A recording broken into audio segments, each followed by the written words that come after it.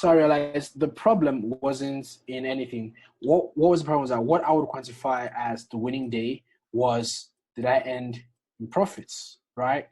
And when I take a losing day, I'll kind of get in my feelings about it. And this is the last and worst thing you want to do to yourself. Now, if you have back tested, you have done due diligence, you have your trade plan, you have everything in place that shows you this is going to work, and it doesn't work, you have to understand that the problem is most likely your discipline, your attitude towards your trades, the silly mistakes you're making. Because let's say when you're backtesting, you're perfect because you have a win, then you have a loss, then you have like 3 wins, right? And then, yeah, weekends, this week would have been 12-hour. What happens in real life is that you have a win, you get excited, you take a trade you're not meant to take, you have a loss. This loss comes and you have 2 losses, you're back to break even. You get in your feelings and then you have a loss and a loss and a loss.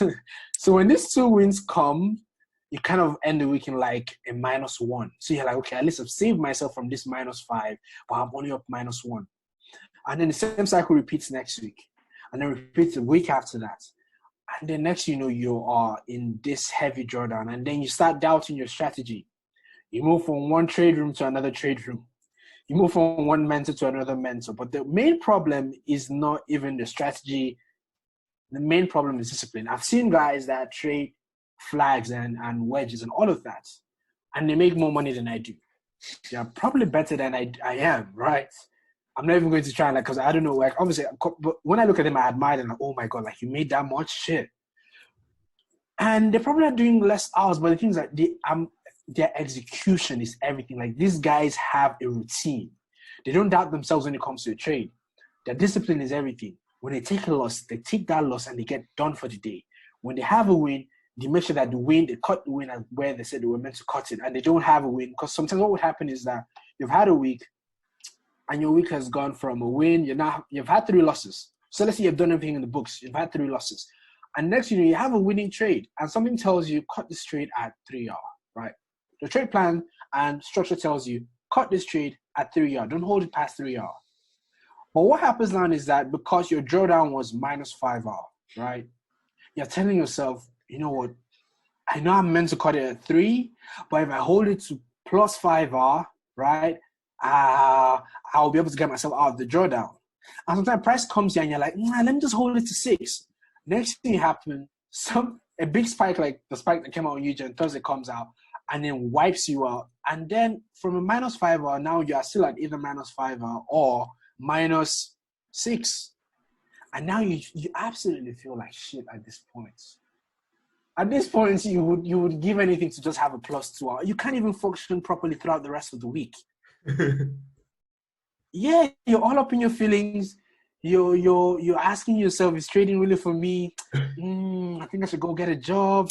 Shit. Oh my God. Your friends are like, oh, Pete, how was trading today? Oh, Jared, how was trading today? And you're like, I don't want to talk about it. So this is always the case. So that's why the reason why I'm having to tell you guys this over and over again is because I have seen way too many people think a strategy is bad. But meanwhile, one thing that they're doing is that they lack discipline, they're not executing efficiently, and just have too much greed. So this now makes the strategy look like the worst thing that they paid for or the worst thing that they developed. Either one, because either you pay for a strategy, basically paying a mentor to show you how to go about it, or you put in the time and you do something. I have been there. Reason why so this is not just from, I know somebody. Now, I have been in that space before. So sometimes you have to understand. That's why I tell you, I would go to bed by 6. Sorry, I said 6. Sorry, I would go to bed by 8, 9, 10. If I'm saying till 11, something really kept me up. 8, 9, 10, I'm going to bed.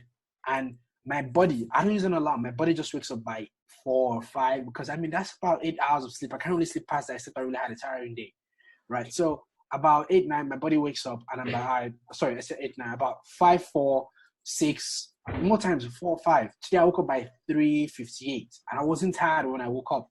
Went for a run. So you have to be that disciplined when it comes to your trade plan.